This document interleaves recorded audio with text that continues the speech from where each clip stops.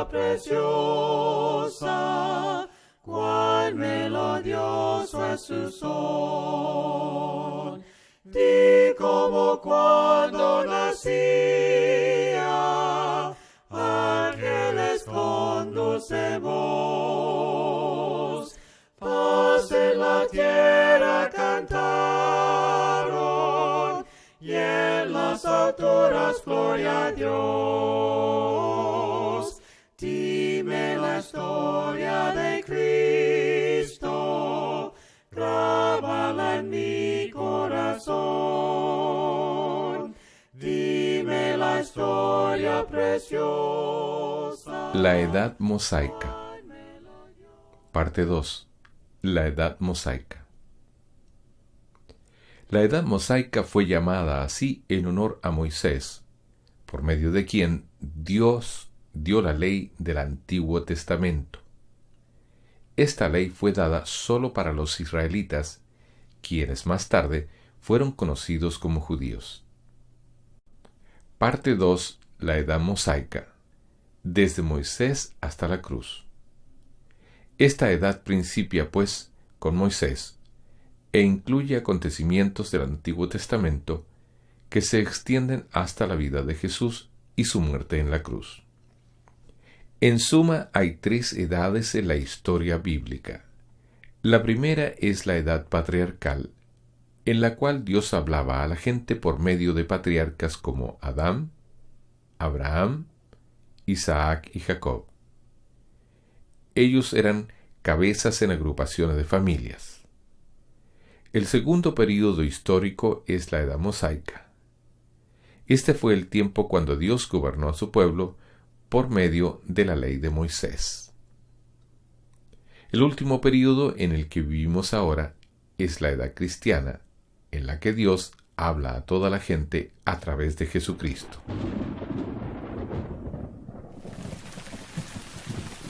Cuando estudiamos la edad patriarcal, vimos en los últimos cuadros cómo Dios hizo que la peor de las 10 plagas cayera sobre el faraón y todos los egipcios.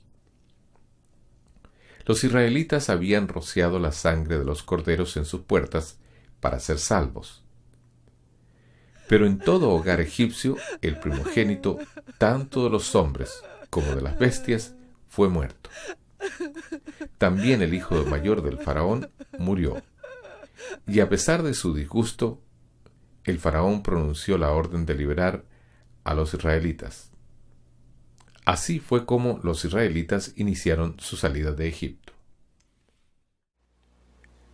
Los siguientes acontecimientos son algunos de los más importantes de la historia. Miles de personas se han dado cuenta de lo interesante que es estudiar la Biblia. Estas historias bíblicas son mucho más interesantes que muchos de los libros escritos en nuestros días. Y aún más, las personas que estudian la Biblia están estudiando el único libro que les puede ayudar a prepararse para la eternidad. Esperamos, pues, que estas lecciones le ayuden a usted a edificarse más en su estudio bíblico y que también le ayuden a formar el hábito de estudiar la palabra de Dios. Padre, tu palabra es mi delicia, mi solaz, guíe siempre aquí mis pies y a mi alma traiga paz. La Edad Mosaica incluye la vida de Moisés y todos los acontecimientos que siguieron a su muerte, mientras la ley del Antiguo Testamento se mantuvo vigente. Por eso estudiaremos acerca del desierto, el monte Sinaí, el tabernáculo y la tierra de Canaán. También veremos a los jueces, los reyes, el reino dividido y los profetas. Y concluiremos este estudio de la Edad Mosaica con el nacimiento de Jesús y su ministerio hasta su muerte en la cruz. Mientras Moisés sacaba a los israelitas de Egipto, el faraón volvió a su terquedad en contra de Dios y decidió darles alcance para hacerlos volver a su lugar de esclavitud. El ejército egipcio alcanzó a los israelitas a las orillas del Mar Rojo. Asustados y desanimados, los israelitas comenzaron a quejarse ante Moisés. Pero Moisés les dijo: «No temáis, ved la salvación que Jehová hará hoy con vosotros. Jehová peleará por vosotros». Éxodo 14, 13 y 14. Dios dijo a Moisés: «Di a los hijos de Israel que marchen». Entonces Moisés apuntó con su vara hacia el mar, y las aguas se separaron por el poder de Dios. Este fue un gran milagro. Aún el fondo del mar hizo Dios que se secara, y su pueblo pasó pisando tierra seca. Cuando los egipcios vieron a los israelitas caminando a través del mar, trataron de seguirlos, pero cuando el pueblo de Dios estuvo a salvo en la orilla opuesta, el Señor hizo que las aguas se volvieran a juntar, y todos los egipcios murieron ahogados. La Biblia dice: «Y vio Israel aquel grande hecho que Jehová ejecutó contra los egipcios, y el pueblo temió a Jehová, y creyeron a Jehová y a Moisés su siervo». Éxodo 14, 31. María, la hermana de Moisés, dirigió al pueblo con cánticos y danzas para expresar el gozo de su libertad. Y alabaron al Señor diciendo: «Cantaré yo a Jehová, porque se ha magnificado grandemente, ha echado en el mar al caballo y al jinete». Éxodo 15, 1. La libertad de los judíos del cautiverio egipcio fue muy semejante a nuestra libertad del cautiverio del pecado, la cual obtenemos cuando aprendemos y obedecemos la voluntad de Dios. El desierto fue el lugar donde el pueblo de Dios peregrinó por 40 años después de su salida de Egipto. Dios les había prometido una tierra que fluía leche y miel, pero a causa de su incredulidad tuvieron que vagar 40 años por el desierto, hasta morir toda aquella generación que había salido de la tierra de Egipto. Por eso fueron sus hijos los que pudieron heredar la tierra prometida. En el desierto Dios alimentó a su pueblo con una comida semejante al pan. Se llamaba maná. El maná caía diariamente del cielo. Dios hizo también que un viento fuerte trajera muchas codornices al campo. Entonces la gente las juntó para comerlas. Los israelitas se quejaban con frecuencia y no obedecían a Dios, pero Dios seguía cuidándolos y enseñándolos a depender de Él todos los días. La tierra por la que peregrinó la nación de Dios era un desierto. Cuando su pueblo necesitó agua, Dios siempre lo proveyó. Y hasta hizo que brotara agua de una roca para suplir sus necesidades. Estos incidentes demuestran que Dios siempre provee para los que le obedecen. El monte Sinaí se fue perfilando a la distancia, mientras que el pueblo caminaba hacia el sur. Este es uno de los más famosos lugares en los que el pueblo de Dios acampó en su viaje por el desierto. Y fue aquí, en el monte Sinaí, donde Dios dio su ley al pueblo por medio de Moisés. 40 años antes, cuando Moisés huyó de Egipto, había venido a este monte. También este es el lugar en el que Dios había hablado a Moisés desde la zarza que ardía. Ahora, una vez más, Moisés se encontraba al pie del monte Sinaí. Esta vez, la voz del Todopoderoso lo invitó a subir hasta la cima y a estar en su presencia. Cuando Moisés recibió los 10 mandamientos de parte de Dios, truenos y relámpagos cubrían la montaña. No tendrás dioses ajenos delante de mí. No te harás imagen. No tomarás el nombre de Jehová, tu Dios, en vano. Acuérdate del día de reposo para santificarlo. Honra a tu padre y a tu madre. No matarás.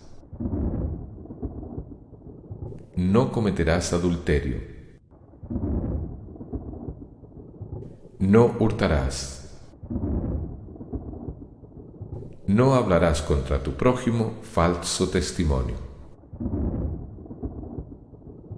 No codiciarás. Pero mientras Moisés estaba en el monte recibiendo la ley, los israelitas hacían un becerro de oro. Cuando lo terminaron, se inclinaron ante él y lo adoraron. Cuando Moisés descendió de la montaña, vio al pueblo de Dios inclinándose ante el becerro, traspasando así el segundo mandamiento: no te harás imágenes, no te inclinarás a ellas. Éxodo 20, 4 y 5. Dios siempre ha estado en contra del uso de imágenes en la adoración. Se enojó tanto que, arrojando las piedras en las cuales Dios había escrito los 10 mandamientos, las hizo pedazos. Cuando Moisés llegó al campamento, quemó el becerro de oro, lo molió hasta convertirlo en polvo, puso el polvo de oro en los depósitos de agua del campamento y obligó al pueblo a beberla. 3,000 hombres de los que adoraron al becerro no quisieron arrepentirse y murieron. Todo el pueblo de Dios principió a temer y a reverenciar a Dios. Todavía hoy, Dios condena totalmente el uso de imágenes en la adoración de la Iglesia. Dios llamó a Moisés para que subiera al monte otra vez. Después de 40 días, Moisés descendió del monte Sinaí con otras 2 tablas de piedra en las cuales Dios había escrito los 10 mandamientos. Esos mandamientos fueron la base de toda la ley de Dios para el pueblo judío durante la era mosaica. Esas leyes del Antiguo Testamento fueron dadas solamente a los judíos. Moisés dijo también a los judíos que un profeta como él sería enviado por Dios en el futuro. Hablaba acerca de Jesucristo, quien un día sacaría al pueblo de la esclavitud del pecado. Esto significa que la voluntad de Dios para nosotros se revela no por medio de Moisés y el Antiguo Testamento, sino por medio de Cristo y el Nuevo Testamento. El tabernáculo era la casa de adoración judía. Esta fue la primera casa de adoración autorizada por Dios. Moisés tuvo gran cuidado para que el tabernáculo fuera construido exactamente como Dios se la había indicado en el monte Sinaí. El tabernáculo era tomado como centro para que las 12 tribus de Israel levantaran sus tiendas cuando acampaban en sus viajes por el desierto. Una columna de fuego se mantenía sobre el tabernáculo por la noche y una nube durante el día, como señal de que Dios estaba ahí. Pero hoy día es por la fe que Dios habita en los corazones de los cristianos. Por los materiales tan caros que se usaron en la construcción del tabernáculo, este debió de haber costado mucho. Pero el pueblo de Dios quería dar tanto que Moisés tuvo que pedirles que ya no trajeran más oro y plata. Hoy, los cristianos también deben dar para la causa del Señor con corazones bondadosos cuando se reúnen para adorar a Dios cada domingo.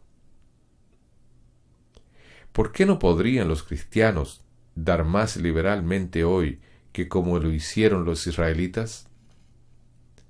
Dios ha dado más abundantes bendiciones, incluyendo el regalo de su Hijo para salvarnos. Algunas sectas religiosas no siguen los métodos de Dios en cuanto a la ofrenda para su obra. Por eso reúnen dinero con subastas, cenas, juegos y varias formas de apuestas. Todo esto en nombre de la religión. Los 2 lugares del tabernáculo eran el lugar santo y el lugar santísimo. un velo pendía formando una cortina entre los dos lugares. Había algunos muebles dentro, en los dos lugares del tabernáculo. Dentro del primer lugar estaba el altar del incienso, el candelero y la mesa de la proposición. Los sacerdotes del Antiguo Testamento quemaron incienso en el altar del incienso tal como está ordenado en la ley de Moisés. Cuando el sacerdote quemaba incienso sobre esta mesa, se desprendía un olor de perfume. Los sacerdotes del Antiguo Testamento fueron ordenados solamente de entre la tribu de Levi. Hoy, en la edad cristiana, la Biblia enseña que cada cristiano es sacerdote. Primera de Pedro 2:5. El quemar incienso para adorar a Dios fue solamente una ley del Antiguo Testamento. Dios nunca ha ordenado que se use en la adoración cristiana. La Biblia enseña que nuestras oraciones son olor grato delante de Dios. Apocalipsis 5:8. Un día, dos sacerdotes del Antiguo Testamento, Nadab y Abiú, quemaron como incienso madera que Dios no había ordenado y fueron castigados con fuego que descendió del cielo hasta consumirlos. Dios había ordenado una madera especial para que se quemara como incienso. Estos sacerdotes la sustituyeron por otra que Dios no había ordenado. Este ejemplo nos enseña que debemos adorar a Dios exactamente como Él nos ordena en el Nuevo Testamento y no en la forma en la que nosotros u otra persona pueda escoger. La segunda pieza del mobiliario en el primer lugar del tabernáculo era el candelabro que sostenía 7 lámparas. Estas lámparas eran encendidas todas las tardes como parte de la adoración del Antiguo Testamento. Dios nunca ha ordenado que velas o candelabros se usen en la adoración cristiana. Hoy nosotros tenemos su palabra como lámpara que alumbra nuestro camino al cielo. Los cristianos deben estudiar la Biblia diariamente. La tercera pieza del mobiliario era la mesa de la proposición. El pan que se ponía en esta mesa solo podían comerlo los sacerdotes como parte de su adoración. Cada día de reposo, o sea el sábado, se ponía pan nuevo sobre la mesa. Hoy, en lugar del pan de la proposición, los cristianos toman la cena del Señor cada día del Señor, esto es, domingo tras domingo. Puesto que el Nuevo Testamento enseña que todos los cristianos son sacerdotes, cada cristiano puede participar de la cena del Señor. La segunda división en el tabernáculo, localizada detrás del velo, fue llamada el lugar santísimo. La presencia de Dios mismo habitaba en el lugar santísimo. El único ser humano con acceso al lugar santísimo era el sumo sacerdote. El sumo sacerdote era el varón más anciano descendiente de la familia de Aarón. Entraba solamente una vez al año para ofrecer a Dios sacrificio por el pecado, por él y por el pueblo. Más tarde, cuando Jesús estableció su iglesia, él mismo vino a ser el único sumo sacerdote de Dios. Todo cristiano, como sacerdote que es, puede dirigirse a Dios directamente por medio de Jesucristo, quien es nuestro mediador o sumo sacerdote. Primera de Timoteo 2:5. Por lo tanto, Dios no aprueba en nuestros días sacerdotes especiales en la iglesia, con vestiduras especiales y con títulos especiales tales como Padre. Mateo 23:5-9. La cuarta pieza del mobiliario del tabernáculo y única pieza del lugar santísimo era un cofre de madera cubierto de oro.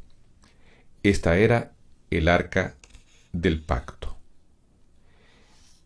Esta arca contenía las tablas de piedra en la que los 10 mandamientos habían sido escritos, un recipiente con maná debidamente preservado y la vara de Aarón, la cual había florecido milagrosamente de la noche a la mañana.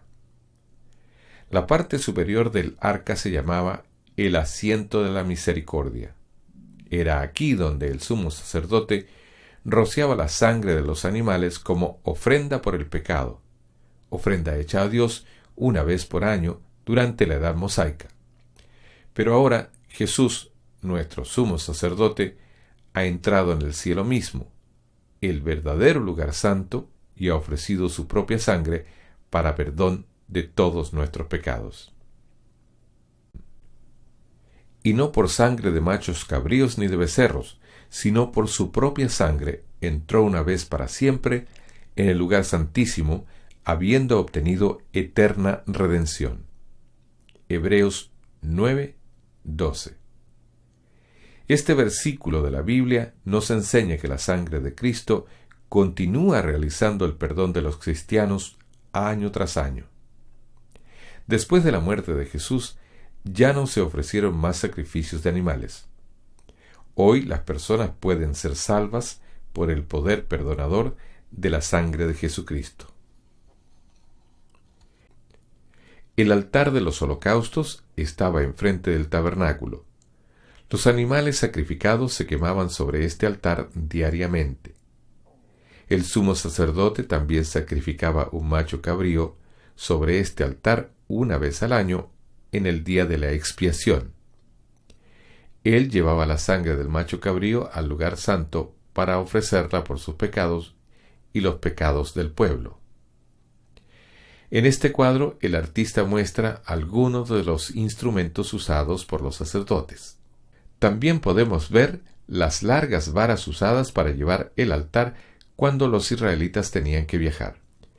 Los sacerdotes del Antiguo Testamento se lavaban las manos y los pies en la fuente, un recipiente hecho de bronce que estaba a la entrada del tabernáculo. Hoy nosotros debemos ser lavados por la sangre de Cristo antes de que Dios nos dé entrada en su iglesia. El tabernáculo del Antiguo Testamento, con sus lugares separados y su mobiliario, era sólo una construcción material de adoración. El tipo de adoración del tabernáculo era estrictamente para los judíos durante los tiempos del Antiguo Testamento. Hoy Dios no aprueba el uso de altares especiales, ropas especiales, velas, imágenes o cosas semejantes en la adoración de la iglesia. Nada de esto cuenta en la iglesia que Jesucristo estableció. Más tarde el pueblo de Dios aprendió que la adoración del tabernáculo debería estar unida a la confianza diaria en Dios. En un lugar llamado Cades Barnea, el pueblo lleno de desaliento se quejó en contra de Dios. Entonces Dios les envió serpientes venenosas para mostrarles desagrado por su infidelidad. Muchos de los israelitas murieron. Cuando el pueblo se arrepintió, Dios le dijo a Moisés que hiciera una serpiente y la levantara en un poste. Los que miraban esta serpiente de bronce sanaban de las mordeduras de las serpientes. Dios no quitó las serpientes venenosas, pero dio la manera para que su pueblo se curara. Hoy, Dios no quita el pecado del mundo, pero ha dicho cómo librarnos de él. Cristo, quien fue levantado sobre la cruz, puede sanarnos de las mortales heridas del pecado. Tal como soy de pecador, sin más confianza que tu amor, ya que me llamas a acudir, bendito Cristo, heme aquí. Canaán es el nombre de la tierra prometida, a la cual llegaron finalmente los hijos de Israel. A causa de su falta de fe en Dios, el pueblo había peregrinado por el desierto por 40 años. Ahora sus hijos, una nueva generación, estaban listos para heredar la tierra. Muchos años atrás, Dios había prometido a Abraham que su pueblo heredaría la tierra de Canaán. Veremos cómo Dios cumplió su promesa. Moisés y Josué llegaron finalmente al lugar donde pudieron hacer planes para tomar la tierra de Canaán. Sabiendo Moisés que él no podía entrar en Canaán a causa de su pecado, eligió a Josué para que dirigiera a los israelitas. Después, Dios permitió a Moisés que subiera a un monte para que viera la tierra hacia la cual él había estado marchando por 40 años. Después de esta conmovedora experiencia, Moisés murió en el monte Nebo. Aunque Josué estaba triste, inmediatamente empezó a trabajar para tomar la tierra que Dios había prometido y que todavía estaba en manos de pueblos malvados que, por su impiedad, la estaban contaminando. Como preparación para tomar la tierra prometida, Josué envió a 2 espías a Jericó. Rahab, un habitante de Jericó, escondió a los espías cuando estaban en peligro de ser capturados y también los ayudó a escapar. Aunque no era judía, esta valiente mujer de los gentiles se convirtió en creyente de Dios. Ella y su familia no sufrieron daño cuando tiempo más tarde los israelitas tomaron la ciudad. Josué y el ejército israelita esperaban los informes de los espías, quienes pronto regresaron con estas buenas noticias. Jehová ha entregado toda la tierra en nuestras manos, y también todos los moradores del país desmayan delante de nosotros. Josué 2, 24. Habiendo recibido tan buenos informes, Josué puso en marcha al ejército y a todo el pueblo hacia las riberas del Jordán, donde acamparon por 3 días. Todo lo que separaba ahora a Israel de su tierra prometida era el río Jordán, que estaba crecido por las fuertes lluvias. El 4º día, Josué dio la orden a los sacerdotes de llevar el arca del pacto hacia el crecido río, tal como Dios lo había ordenado. Cuando los pies de los sacerdotes tocaron el agua, Dios hizo que las aguas se separaran, y todos los israelitas cruzaron sin peligro, pisando en tierra seca. Esta era una nueva generación de judíos. Solamente Josué y Caleb quedaron de la generación original que había salido de Egipto y de la esclavitud 40 años antes. El resto había caído en el desierto a causa de su incredulidad. Esto nos recuerda lo dicho por Jesús. Estrecha es la puerta y angosto el camino que lleva a la vida, y pocos son los que la hallan. Mateo 7, 14. Los judíos fieles que cruzaron el río Jordán dominaron y poseyeron la tierra prometida antes que Josué muriese. La palabra jueces se refiere a los únicos gobernantes y dirigentes militares que los israelitas tuvieron por 300 años después de la muerte de Josué. Los israelitas estaban unidos bajo la dirección de Dios, pero sin gobierno central.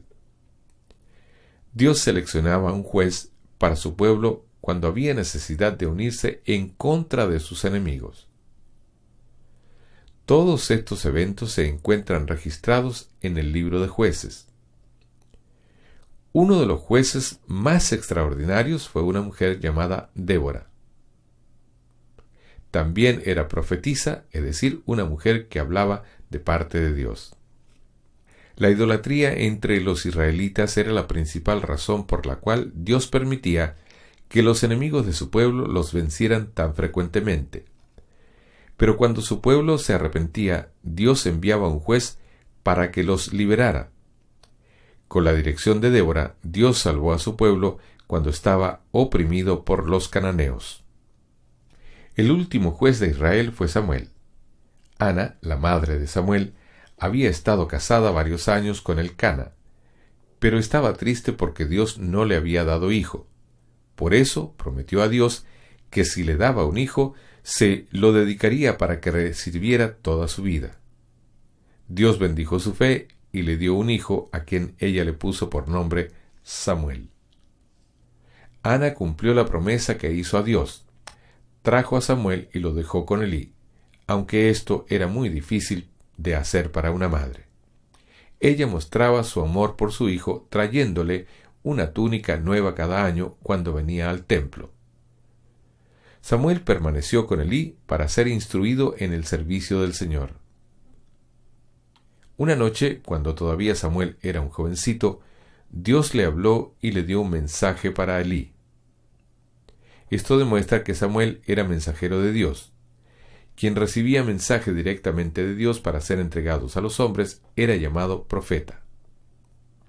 Samuel fue el primero en la larga línea de los profetas que proclamaron el mensaje de Dios entre su pueblo.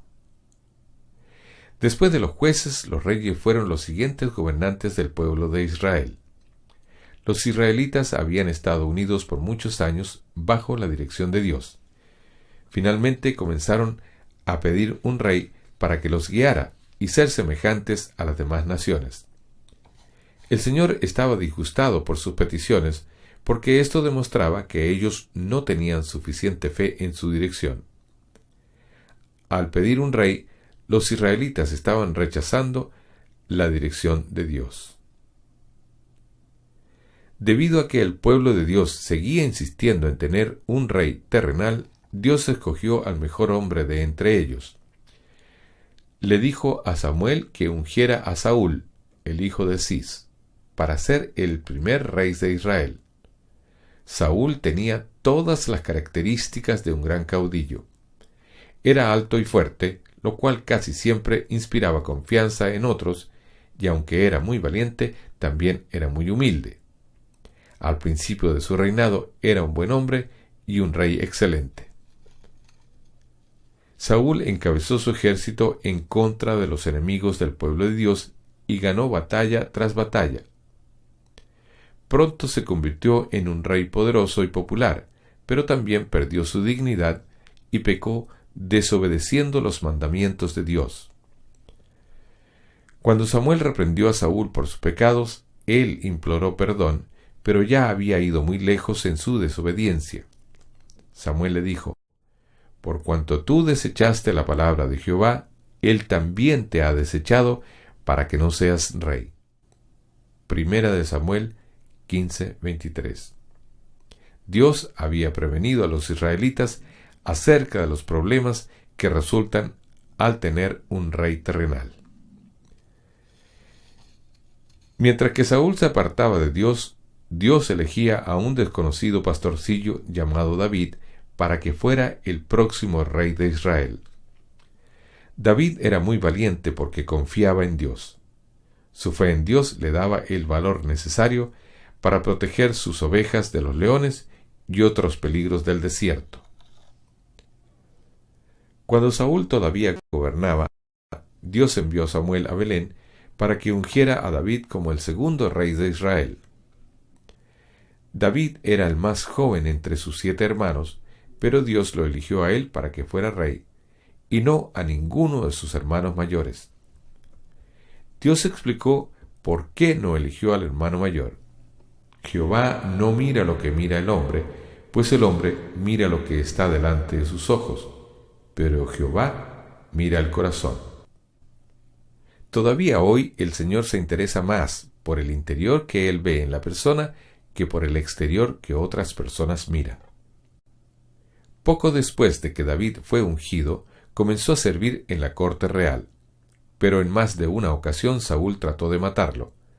David era tan buen soldado al pelear contra los perversos filisteos que llegó a ser aún más popular entre el pueblo que el propio rey Saúl. Saúl se llenó tanto de celos contra David que llegó a atentar contra su vida. Después de gobernar por 40 años, Saúl se suicidó y el joven David se convirtió en el monarca gobernante. El rey David gobernó al pueblo de Dios durante los 40 años siguientes. Era un gobernador dedicado y efectivo. Su pueblo lo amaba y respetaba. David también fue músico excelente y poeta inigualable. Escribió muchos salmos en los cuales refleja su amor y devoción por Dios y su confianza en su protección. Dios se refiere a David como un varón conforme a mi corazón. También prometió David que de su descendencia Jesús vendría al mundo. Cuando murió David, Salomón, su hijo, fue hecho el tercer rey de Israel. Dios dijo al joven rey que le pidiera cualquier cosa que deseara. Salomón quería gobernar con sabiduría al pueblo de Dios, así que pidió a Dios que le diera un corazón entendido para juzgar al pueblo. Da pues a tu siervo corazón entendido para juzgar a tu pueblo. Primera de Reyes 3:9. Dios contestó su oración dándole más sabiduría de la que cualquier mortal haya tenido. También le dio fama y riquezas. Dios mandó a Salomón construirle un templo en Jerusalén. Este templo vino a sustituir el tabernáculo que Moisés había construido y que fue usado por casi 500 años. El templo era un edificio maravillosamente bello. 183,000 hombres emplearon 7 años en su construcción. Los 40 años del reinado de Salomón fueron de gran prosperidad para Israel. La fama de su sabiduría y su riqueza llegaba hasta tierras distantes. La reina de Saba viajó miles de kilómetros para ver si todo lo que ella había oído de Salomón era verdad. Cuando comprobó la sabiduría de Salomón y la gloria de su corte, lo más que pudo decir fue: ni aún se me dijo la mitad. Durante el reinado de Salomón, la nación alcanzó el cenit de su prosperidad y la máxima extensión de sus fronteras. Mucha de la sabiduría de Salomón está preservada en los libros de los Proverbios y Eclesiastés, de los cuales Salomón es el principal autor. Después de una vida de variadas experiencias, Salomón concluye diciendo que todo el deber del hombre es: teme a Dios y guarda sus mandamientos. Eclesiastés 12:13. La división del reino es el período siguiente más importante de la historia de Israel. Por 120 años, desde el principio del reinado de Saúl hasta la muerte del rey Salomón, el pueblo de Dios había estado unido bajo un solo reino. Después de que murió Salomón, los israelitas se dividieron para formar dos naciones, Judá e Israel, las cuales continuamente peleaban entre sí. La división del pueblo de Dios surgió tan pronto como Roboam, hijo de Salomón, empezó a gobernar al pueblo. Roboam era muy orgulloso y egoísta. Rechazó el consejo sabio de los ancianos, quienes le aconsejaron para que fuera un buen servidor del pueblo de Dios. Pero, más bien, siguió el consejo de los jóvenes de poca experiencia. Estos aconsejaron a Roboam para que impusiera más tributos que los que Salomón puso, y que le hiciera ver al pueblo que, de todas maneras, él iba a gobernarlos como él quisiera. Roboam aceptó el consejo de los jóvenes y se condujo conforme ellos querían. Debido a la arrogancia y testarudez de Roboam, 10 de las 12 tribus se rebelaron y formaron un reino separado en la parte norte de Palestina. Llamaron Israel a este reino y eligieron a Jeroboam por rey. Roboam siguió gobernando sobre las 2 tribus restantes en el sur de Palestina. Este fue el reino de Judá. Para evitar que las 10 tribus de Israel regresaran a Judá para adorar en Jerusalén, Jeroboam puso 2 becerros de oro en las ciudades de Dan y Betel. También formó un nuevo grupo de sacerdotes y, apuntando hacia los becerros de oro, dijo: He aquí tus dioses, oh Israel, los cuales te hicieron subir de la tierra de Egipto. Primera de Reyes 12:28. De ahí en adelante, la idolatría se practicó en Israel libremente. Judá e Israel permanecieron divididos y ambos continuaron en pecado hasta que, finalmente, fueron derrotados y hechos esclavos por sus enemigos. Israel fue llevado a cautiverio por los asirios. Poco más tarde, el reino de Judá también fue llevado a cautiverio por los babilonios. Los profetas eran predicadores inspirados por Dios, enviados a su pueblo para advertirle del pecado y para anunciarles del tiempo glorioso que vendría cuando Dios enviara a la tierra a Jesús, el Mesías. Todos los profetas de Dios predicaron a su pueblo. Algunos también escribieron sus mensajes. Los últimos 17 libros del Antiguo Testamento contienen mensajes de algunos de estos profetas. Isaías fue uno de los profetas más destacados. Aunque vivió 750 años antes de que Cristo dejara el cielo para venir a la tierra, predijo muchas de las cosas que sucederían cuando Cristo viniera al mundo. Por ejemplo, dijo que Dios establecería un nuevo reino, no solamente para los israelitas, sino para toda la humanidad. Debido a que Isaías predijo muchos de los acontecimientos de la vida de Cristo el Mesías, algunas veces es llamado el profeta mesiánico. Todas las profecías de Isaías acerca de la vida de Jesús en la tierra y de su reino resultaron verdaderas. Daniel, otro profeta famoso, continuó adorando a Dios aún después de haber sido atrapado y advertido de no adorar a su Dios. Cuando Daniel fue arrojado en el foso de los leones, Dios lo protegió cerrando las bocas de los leones. Al igual que Isaías, antes de él, Daniel profetizó que Dios establecería un reino que nunca sería destruido. Y en los días de estos reyes, el Dios del cielo levantará un reino que no será jamás destruido. Daniel 2:44. Jesús enseñó que ese reino es su iglesia misma. Mateo 16, 18 y 19. Los escritos de los profetas del Antiguo Testamento contienen valiosa información.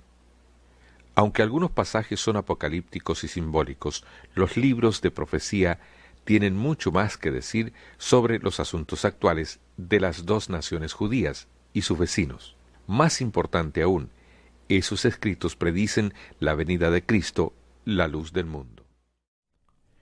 El nacimiento de Jesús, al igual que toda su vida en este mundo, tuvo lugar cuando la ley de Moisés todavía estaba en vigor.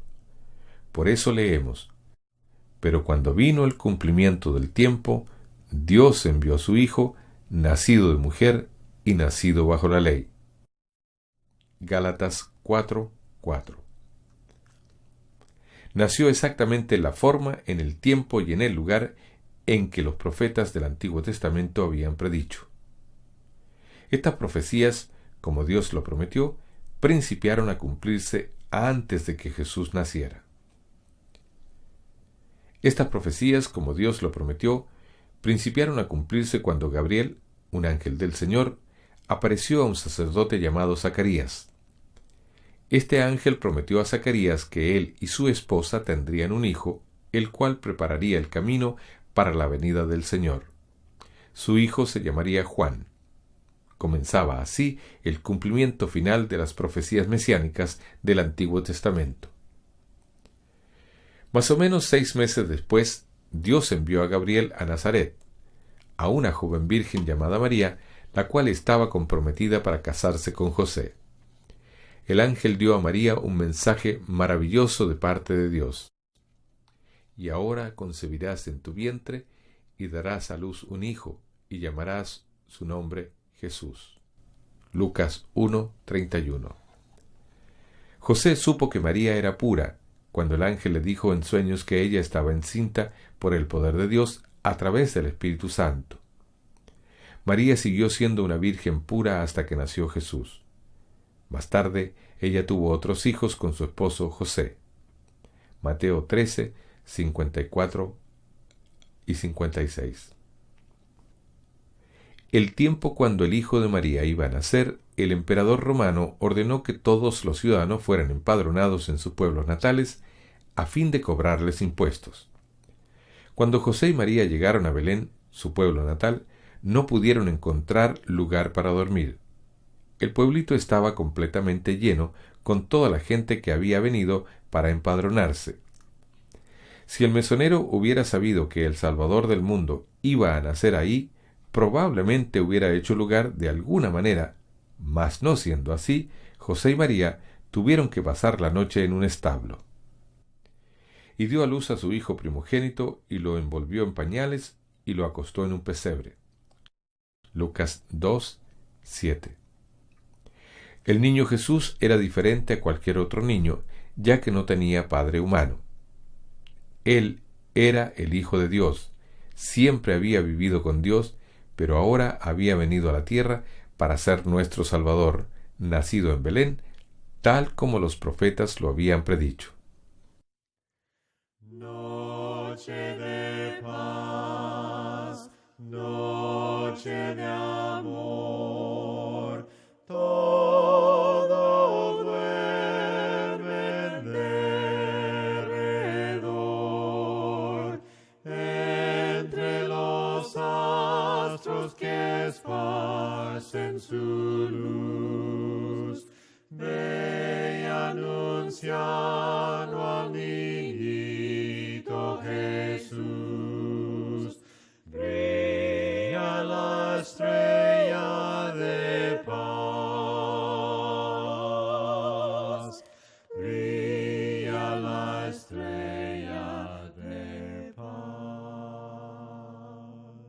El nacimiento del Salvador fue tan importante que esa misma noche un ángel de Dios anunció el nacimiento de Jesús a los pastores que cuidaban sus rebaños. El ángel les dijo: Os ha nacido hoy en la ciudad de David un Salvador, que es Cristo el Señor.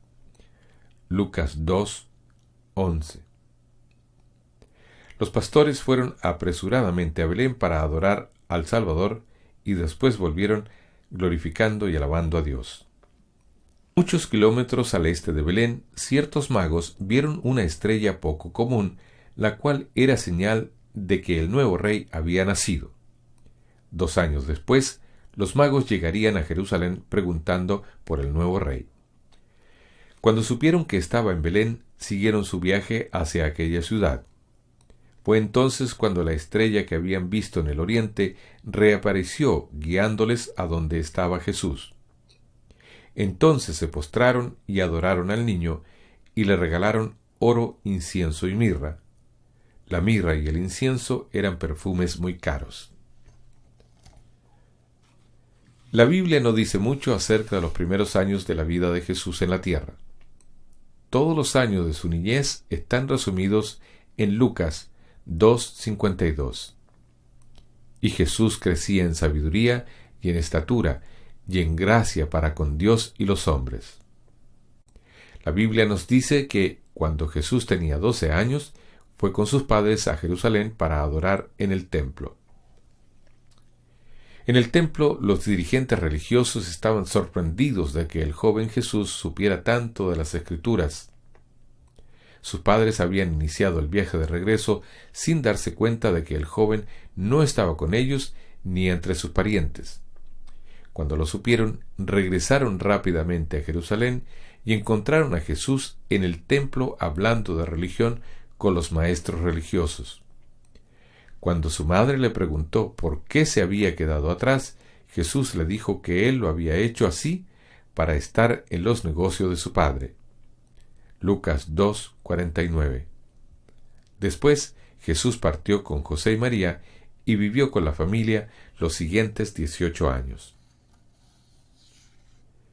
Poco antes de Jesús comenzara a predicar y a enseñar, Juan, el hijo de Zacarías, principió a predicar a fin de preparar a la gente para la venida del Señor Jesús.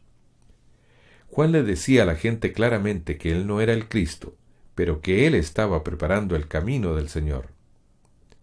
También señalaba que el reino del cual Isaías, Daniel y otros de los profetas del Antiguo Testamento habían hablado, estaba cerca. Jesús cumplió estas profecías cuando estableció su iglesia. Hechos 2. El ministerio de Jesús principió cuando tenía aproximadamente 30 años. Él vivió y murió bajo la edad mosaica y fue la única persona que cumplió perfectamente la ley de Moisés. Jesús caminó más de 100 kilómetros desde Galilea hasta Betábara para ser bautizado por Juan en el río Jordán. Después de que fue inmerso en las aguas, ascendió de las aguas. Marcos 1:10. La palabra griega baptizo, la cual usó Marcos cuando escribió acerca del bautismo de Jesús, significa sumergir. La Biblia dice que Jesús fue bautizado para cumplir toda justicia. Él no fue bautizado para el perdón de sus pecados, puesto que nunca pecó.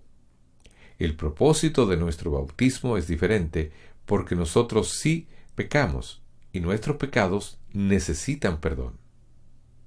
Después del bautismo de Jesús, el Espíritu de Dios descendió sobre él en forma semejante a una paloma, y una voz desde el cielo dijo: Este es mi Hijo amado en quien tengo complacencia. Mateo 3:17. Más tarde, Juan dio su propio testimonio de este acontecimiento.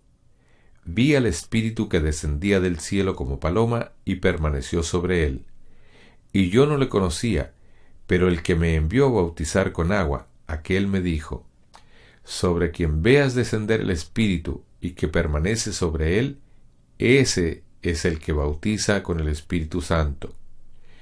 Y yo le vi y he dado testimonio de que éste es el Hijo de Dios. Juan 1:32-34. En el principio de su ministerio, Jesús eligió a 12 hombres de diferentes ocupaciones, a fin de prepararlos para que fueran sus apóstoles y guiaran a su pueblo. Puesto que Jesús pronto regresaría a su Padre Celestial, estos hombres se habrían de necesitar en este mundo para extender su evangelio. Más tarde Jesús envió al Espíritu Santo para que guiara a los apóstoles, y, por eso, cuando ellos predicaban o escribían la doctrina de Cristo, no cometían errores. De esta manera, Dios ha dado a la humanidad una revelación plena o completa de su voluntad. Lo que los apóstoles escribieron, nosotros podemos leerlo hoy en la sección de la Biblia conocida como Nuevo Testamento. Jesús tenía el poder de Dios para hacer milagros con los cuales demostraba que era el Hijo de Dios. Su primer milagro fue convertir agua en vino. De esta manera, hizo ver su poder divino sobre la naturaleza. Sanó a los enfermos, los paralíticos y a los ciegos. Podía saber lo que la gente pensaba sin necesidad de que alguien se lo revelara. Jesús manifestó su poder divino sobre todas las cosas y hasta resucitó muertos, para que creáis. Juan 20:31. Al efectuar milagros por el poder de su Padre Celestial, Jesús demostraba una y otra vez que Él era el Hijo de Dios. Jesús, el Maestro por excelencia, predicó muchos sermones y enseñó muchas lecciones. Algunas veces predicó a grandes multitudes, otras veces enseñaba a una sola persona. Jesús habló de sí mismo como el buen pastor, quien cuida no solamente de las 99 ovejas que están seguras en el redil, sino que también ama y va en busca de la oveja solitaria extraviada. Lucas 15, 3-7. Siendo Jesús el buen pastor, estaba dispuesto a dar su vida por sus ovejas. Juan 10, 11, 17 y 18. Cuando Jesús habla de sí mismo como el buen pastor, muestra su gran amor por todas las personas. Jesús enseñaba a la gente acerca de Dios y del cielo usando objetos conocidos por toda la gente. Por ejemplo, se valió de las flores para enseñar una lección acerca de la fe. Dijo: Considerad los lirios del campo, cómo crecen. No trabajan ni hilan, pero os digo que ni aun Salomón con toda su gloria se vistió así como uno de ellos. Y si la hierba del campo que hoy es, y mañana se echa al horno, Dios la viste así, ¿no hará mucho más a vosotros, hombres de poca fe? Mateo 6, 28 al 30. Aunque Jesús era amado por la mayoría del pueblo, era envidiado y odiado por los gobernantes. Ellos veían en su enseñanza sencilla una amenaza para su presuntuoso poder. Creían también que Jesús quería ser un gobernante político sobre un reino terrenal. Esta fue la razón por la que los dirigentes judíos predispusieron el ánimo del pueblo en contra de Jesús para matarlo. No se dieron cuenta de que lo que realmente hacían era cumplir con el plan de Dios en el sentido de que Jesús debía dar su vida como sacrificio final por el pecado. Jesucristo, el Hijo de Dios, murió en la cruz para pagar por los pecados de toda la gente. Ninguna otra persona podía haber hecho esto porque solamente Jesús era sin pecado. Por eso solo Él podía darse a sí mismo por los pecados de toda la gente. En el monte Calvario se vio una cruz, emblema de afrenta y dolor. Y yo quiero esa cruz, no murió mi Jesús, por salvar al más vil pecador. Dios nos ama tanto que nos dio a su Hijo unigénito para que muriera y nos redimiera. Gloria al cielo por la gracia y misericordia que Dios tiene para con la humanidad entera. Solamente al aceptar a Jesús como Salvador, Señor y Rey, cualquiera puede ser salvo. Jesús dijo: Yo soy el camino, y la verdad y la vida. Nadie viene al Padre sino por mí. Juan 14, 6. Jesús sufrió la agonía de la cruz por los pecados de la gente. Con el sufrimiento de Jesús se cumplieron las profecías que Isaías había escrito 750 años antes. Ciertamente llevó Él nuestras enfermedades y sufrió nuestros dolores. Él herido fue por nuestras rebeliones, molido por nuestros pecados. Isaías 53, 4 y 5. Ante la multitud que gritaba e injuriaba a Jesús, Él oró: Padre, perdónalos, porque no saben lo que hacen. La gente no sabía que muchos de ellos pronto lo aceptarían como el Hijo de Dios y como su Salvador. Jesús y 2 ladrones fueron crucificados jueves por la tarde. El mismo día, un poco más tarde, vinieron unos soldados para quebrar sus huesos, a fin de que murieran antes de las 6 p.m. Esto es, antes de que diera principio el día de reposo de los judíos. Ellos vieron que Jesús ya estaba muerto, así que no le quebraron sus huesos.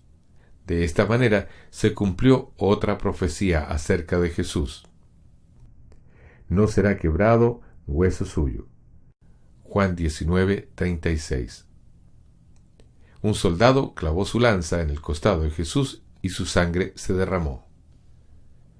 Ya que la Escritura afirma que salieron sangre y agua, muchas autoridades médicas han sugerido que esto implica que Jesús murió de una ruptura cardíaca provocada por la agonía de llevar sobre él todos los pecados de la humanidad. La segunda parte de la historia bíblica termina con la muerte de Jesús. En el estudio de la Edad Mosaica hemos visto los siguientes puntos: los israelitas en el desierto, el monte Sinaí, el tabernáculo, Canaán, los jueces, los reyes, el reino dividido, los profetas y el nacimiento y ministerio de Jesús. Esta lección termina con la muerte de Jesús, Pero en la que sigue veremos su gloriosa resurrección, su ascensión, cuando volvió a su Padre Celestial para ser nuestro viviente Salvador y los comienzos mismos de la edad cristiana. Dime la historia de Cristo, grábala en mi corazón. Dime la historia preciosa, cuán melodioso es su son. Di como cuando nacía, ángeles con dulce voz, paz en la tierra cantaron, y en las alturas gloria a Dios. Dime la historia de Cristo, grábala en mi corazón. Dime la historia preciosa.